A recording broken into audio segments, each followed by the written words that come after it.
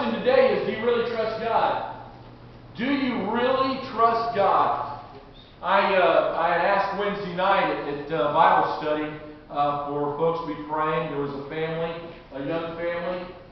They had a couple other children before, and they laid to rest their 13-week-old daughter yesterday. 13 weeks old. And I just can't imagine what they were going through. Didn't have any answers for them. The grandparents were there. A lot of friends were there to support them. You know, and you stand back and you look at a time like that in your life. For some people it may be an illness.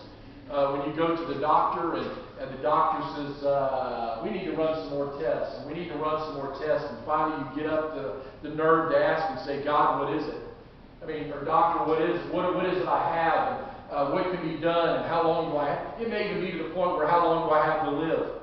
You know, is there really anything that can be done? Should I make arrangements? I mean, all these questions that are in our mind. Could be a relationship that you're in, or a relationship that you just got out of, or whatever else it may be. A relationship that you had in the past that's still chewing your lunch up and making you ill, and you think about it all the time. You know, maybe it's a financial issue in your life.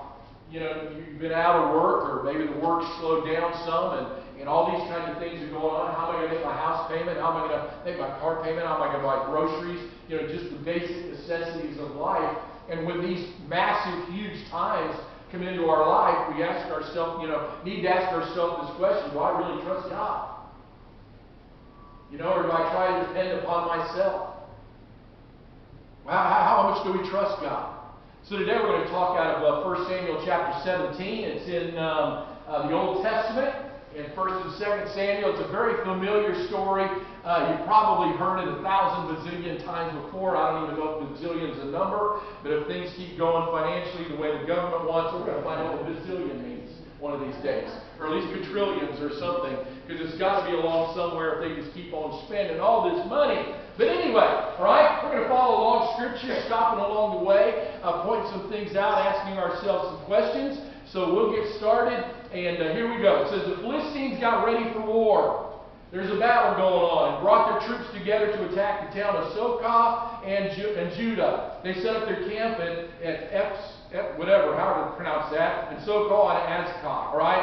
All these names, some of these places still exist. Some of them exist under a pile of rubble and other things, and archaeologists are finding them or trying to find out where they're at. But anyway, they did exist. King Saul and the Israelite army set up camp on a hill overlooking Elah Valley, and they got ready to fight the Philistine army that was on a hill on the other side of the valley. All right, so you got one on one side, one on the other side. There's a valley in between. Down in the valley. All right, we all know that song. Not well, the kids don't know. Anyway. All right. Verse number 4. The Philistine army had a hero. He is a hero. I can understand why. They say that Goliath was probably somewhere around 9 feet 6 inches tall. All right, would you love to have him on your basketball team? Would you love to have him on your football team? Just about any team you could think of, you'd want to have Goliath on your team. In other words, if they're kicking a field goal or whatever, all you have to do is just have Goliath stand there, and he's going to block any field goal, point after attempt, whatever. He's just going to be able to stand there and block it. Basketball, he wouldn't even have to hardly go very high, because the basket's only 4 inches high. Put your hand on top of your head and just slam it right at the rim. But he was a hero. He was a hero. He was a hardened soldier, right? His name was Goliath. He was from the town of Gath and was over 9 feet tall. Just imagine. Wouldn't have any problem getting things off the top shelf at Walmart. He wore a bronze helmet and had bronze armor to protect his chest and his legs. The chest armor, just the stuff that he wore around his chest, to protect him, weighed about 125 pounds. Imagine carrying that around all day. Now, to a guy that's 9 feet 6 inches tall, I can't imagine what he weighs. I know the University of Florida's got a guy that plays the defensive line. He's about 6'5", 6'6". He weighs right at 400 pounds. And he's pretty quick. So you can imagine having another 3 feet to that and how much he would weigh. Then you add a breastplate that weighs 125 pounds. He carried a bronze sword strapped to his back. And his spear was so big that the iron spearhead alone weighed more than 15 pounds. He probably had somewhere close to 200 pounds of stuff, if you count his legs and all the other stuff that he'd carry around when he was there. No big problem. A soldier always walked in front of Goliath to carry his shield. Now I want you to stop and think about this guy for a minute. I don't know what they paid this guy. They should have paid him a lot, because can you imagine the size of the shield that this guy would have in order to protect a big guy that's 9 feet 6 inches tall? Number one, if he's going out to battle, he's going to be a really, really hard target to miss. So you have to have the shield up. But yet, then again, how high can you hold the shield? If he's just a little scrawny guy, he may be able to protect his legs. Just thought I'd say that. So anyway, Goliath went out and shouted. Now this is important to remember, to the army of Israel. Now who is Israel? God's people, God's kids. This has already been established a long time before this battle ever took place. Israel are God's kids. Even today, Israel is still God's chosen people. There is a special place in God's heart for the nation of Israel. Alright? And that's why they're being attacked and all these other things. We need to stand with Israel. They are God's children. They are God's people. And he comes out and he shouts this. One hilltop to the other with the valley in between. Why are you lining up for battle? I can't say it probably like him. He's got a big thunderous voice. I am the what? Best soldier. I'm not just any soldier. I am the best. I am number one. I am the best soldier in our army, and all of you are in Saul's army. There's his first mistake. He thought they were Saul's army when actually they were God's army. Choose your what? Choose your best soldier. I'm the best soldier here in my army, in the Philistine army. We've won many battles. I've won many battles.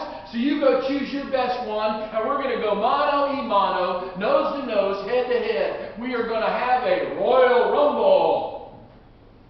Choose your best soldier to come out and fight me.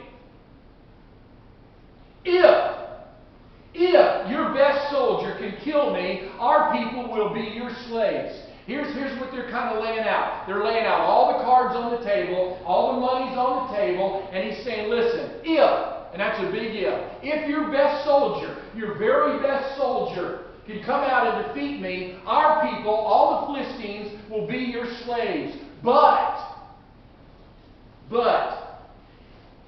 if I kill him, your best soldier, from me being the best soldier on the Philistine side, your people will be our slaves. Here and now, right here as we stand, here's the line drawn. Here and now, I challenge Israel's whole army, choose someone to fight me. Bring him on.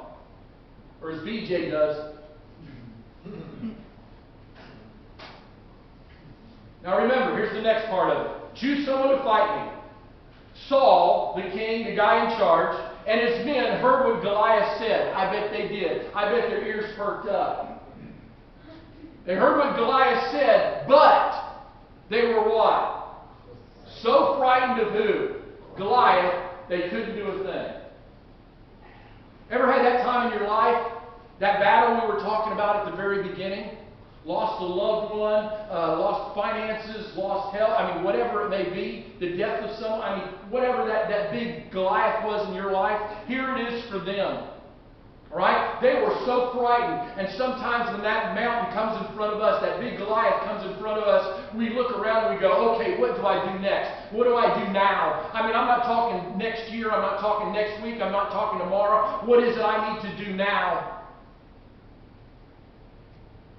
Maybe it's just to even get out of bed and go brush your teeth. Maybe it's just to go take a shower and help yourself feel good. Maybe it's to open the door and walk outside and see the beauty of God's earth. Couldn't do a thing. This next one we really kind of need to pay attention because something exciting happens a long time after this. David's father Jesse was an old man who belonged to the Ephrath clan and lived in where? Bethlehem of Judah. Ring a bell? Right? We're fixing to enter into what they call the holiday season. We have Thanksgiving. On the heels of that is this time called Christmas, where this guy by the name of Jesus comes down, born of Mary and Joseph. Bethlehem. All right? That's why this is so important right here. Right? Lived in Bethlehem of Judah. Jesse had 8 sons. The oldest was Eliab, and the next Abinadab, and Shammah was the third. The 3 of them had gone off to fight in Saul's army. So 3 of his sons were out fighting in the army. They were out fighting. All right? And David was Jesse's youngest son. He took care of his father's sheep, right? And went back and forth between Bethlehem and Saul's camp. So David was here. David lived in the town of Bethlehem in Judah. You say, why in the world do you keep pointing out this Bethlehem thing? What is so important about Bethlehem? Micah chapter 5 verse 2 says this. Bethlehem Ephrath, you are one of the smallest towns in the nation of Judah, but even though you're small, even though you're really insignificant, the Lord will choose one of your people to rule the nation, someone whose family goes back to ancient times. Who are they talking about? What's the prediction here? One of your people. Who is this people? Luke chapter 2. Luke chapter 2, verses 2 through 12. About that time, Emperor Augustus gave orders for the names of all people to be listed in record books, right? For taxes and all those other things. These first records were made when Cyrenius was governor of Syria. Everyone had to go to their own hometown to be listed, so Joseph had to leave Nazareth in Galilee and go to Bethlehem in Judea. Long ago, Bethlehem had been king.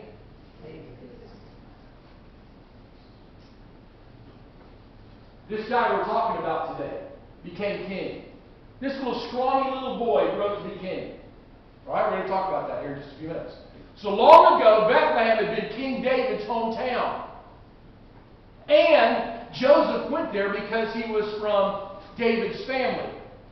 And long ago, God had made a promise that this baby Jesus, the Savior of the world, would come from the line and lineage of David. And David was born in Bethlehem. So in order, here's Joseph now having to go back to Bethlehem to pay his taxes, to register. And his wife is pregnant, getting ready to pop. In fact, she does.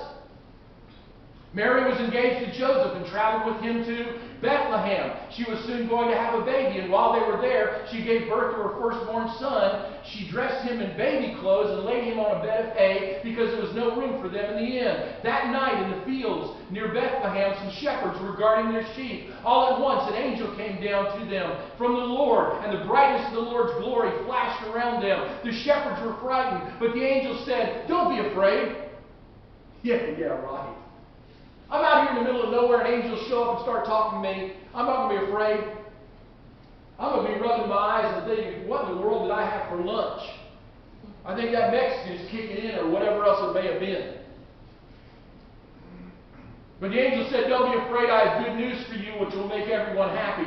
This very day, let's read this together, in King David's hometown, a Savior was born for you.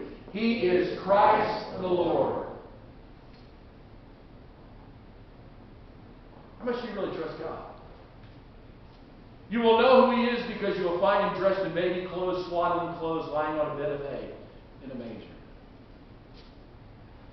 That's why Bethlehem is so important. It's all coming together right here. Here's David, this little shepherd boy, watching his father's sheep. He has no idea what's going to happen to him in the future. You know, and he's going back and forth from Saul's camp, taking food and those kinds of things. And here's old Goliath standing out there. And we pick it back up in 1 Samuel chapter 17. Verse 16, it says this: Goliath came out and gave his challenge every morning and every evening for 40 days. For 80 times, morning and evening, just on a regular basis, he'd come out there and he would shout. And one day, Jesse told David, remember Jesse is David's dad, "Hurry and take this sack of roasted grain and these 10 loaves of bread to your brothers at the army camp. And here are 10 large chunks of cheese." Must have been from Wisconsin. See? Get that in there for you. See? "To take to their commanding officer. Find out how your brothers are doing and bring back something that shows that they're all right." Right? Bring back a souvenir. "They are with Saul's army fighting the Philistines at Elah Valley. David obeyed his father, just like a good child would. He got up early the next morning and left someone else in charge of the sheep. Then he loaded the supplies and started off. He reached the army camp just as the soldiers were taking their place and shouting their battle cry. Probably like, whatever it may have been. They had a battle cry. All right? The army of Israel and the Philistine army stood there facing each other right across the valley, one looking at the other. And of course, one guy sticks out. His name is Goliath. David left his things with the man in charge of supplies and ran up to the battle line to ask his brothers if they were well. You guys doing okay? You need anything? Need to bring another puzzle, or you need another game to play with the guys, or what do you need? All right? While David was talking with them, Goliath, big guy, right? Goliath came out from the line of the Philistines and started boasting as usual, and David heard him. Now, David's probably not much more than 10 or 11 years old. He's not a big guy. He's not an adult. He's not some big buffed up athlete kind of guy. He's not even a soldier. He doesn't have a certified soldier thing in his wallet. He's just a kid, a child that works as a shepherd for his dad. When the Israelites soldiers saw Goliath, once again they were scared, and this time what did they do? They ran off. They ran off. And here's David standing there. And they said to each other, look how he keeps coming out to insult us. The king is offering a big reward. Now, I love that. This is a great part. The king is offering a big reward to the man who kills Goliath. Not just beats him up, not just make him run away, but who kills Goliath. That man will even get to marry the king's daughter. Now, that may be a chance, because we don't know what the king's daughter looks like, if you know what I mean. Just saying. Right? There's the king's daughter. She's already spoken for BJ, so we won't worry about that. Did he wake up? Okay, just check. Okay, here we go. All right? Get to marry the king's daughter, and no one in his family will ever have to pay taxes again. Now listen, it may not be worth marrying the king's daughter, but listen, I'm in for that no taxes thing. Forever and ever and ever, the rest of your life, be passing on down, no taxes. Don't have to pay anything to the government. Wouldn't that be wonderful? So David asked some of the soldiers standing nearby, what will a man get for killing the Philistines and stopping him from insulting our people? Now I really like what he said after this. What reward do you get? Then he gets down to the next one. Who does that worthless Philistine think he is? Now I'm jumping ahead here a little bit, but can you imagine here's this little kid looking up at a guy that's 9'6". Who in the world do you think you are, you worthless piece of trash? You're a Philistine. I'm an Israelite. All that guy to do is, can you imagine how big his hand was? Just he could haul off and just swat that kid, knock him down across the valley, and 2 or 3 more valleys compared to it. And he's like talking like this. Who does this worthless Philistine think he is? He's making fun of the army of who? The living God. He's not a dead God. He is a living God, living and breathing. He's with us. You guys are His army. You guys are His people, and you're running afraid. He's making fun of us 2 times a day, morning and evening. He comes out. Now He's done it again. What are you guys doing? Have you forgot whose army you are? You are God's army. And I think sometimes we fail to trust God because we fail to realize, or we forget whose team we're on, whose family we're a part of. We're a part of God's family. And you know what? Papa Bear don't take no gruff off anybody. He's going to stand up for us and with us. We are His kids. And after David said that, the soldiers told David what the king would give a man who killed Goliath. David's older brother Eliab heard him talking with the soldiers. Eliab was angry at him and said, "What are you doing here anyway? This is brother stuff. This is perfect brother stuff." Even back then in the Bible. If you've ever had a brother or sister, this is it. What are you doing here anyway? Who's taking care of that little flock of sheep out there in the desert that you watch every day? You spoiled brat. You came here just to watch the fighting, didn't you? Dad didn't really tell you to come. You just wanted to come out here and see what's going on and catch up on all the excitement. So you can go back to all your little friends and say, ooh, I was at the front. I was at the war. I saw what's going on. This guy Goliath, he was here. That's all you're here for. You're just here for the show. Now what have I done? David answered. Can't I even ask a question? Then he turned and asked another soldier the same thing he'd asked the others, and he got the same answer. Some soldiers overheard David talking, so they told Saul, the king, the general, the big guy in charge, what David had said. Saul sent for David, and David came. David gets in front of the king, and he says this in verse 32. Your Majesty, he said, this Philistine shouldn't turn us into cowards. King, do you even realize anymore whose we are? Do you realize that this is God's army? It's not yours. He didn't say that out loud. But I think he was kind of inferring this to the king. And then he said this, I'll go out and fight him myself. What do you think the king said? Or was thinking? And I just love Saul's response here. Listen. Saul may have been sitting in his royal chair. And he slid out to the edge. And he got as close as God could to David. And he said this. You don't have a chance against him.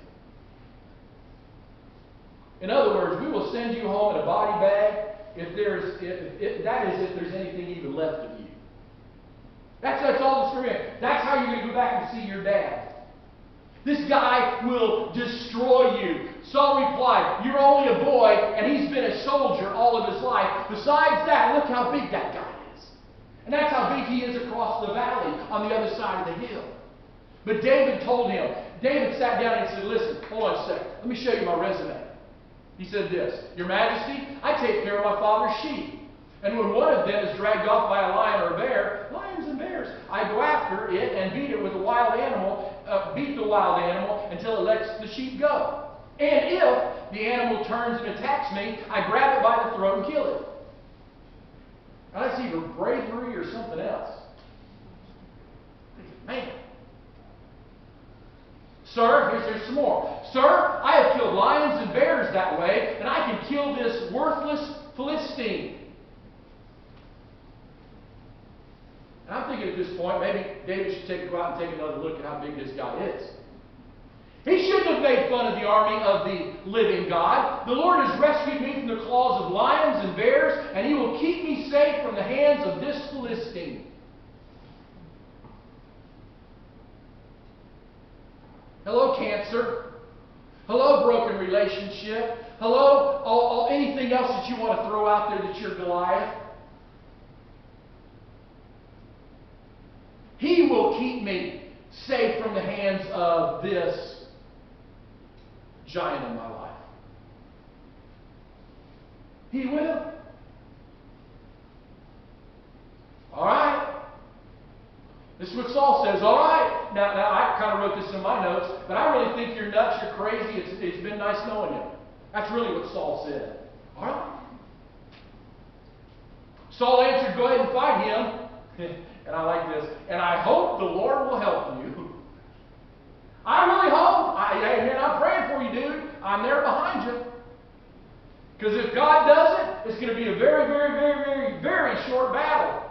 Then Saul went in his tent and began to write a letter to Jesse about his how brave or dumb his son was. He didn't really do that, but I can just imagine him doing it. I know I would, because he doesn't stand a chance. I mean, let's face it. I mean, we know the end of the story, but right here, he doesn't stand a chance. Saul had his own military clothes and armor put on David. And he gave David a bronze helmet to wear. David strapped on a sword and tried to walk around, but he was not used to wearing those things. And then he said to the king, he says, King, sir, I can't move with all this stuff on. I'm just not used to it. So David took off the armor, and here's the weapons he took.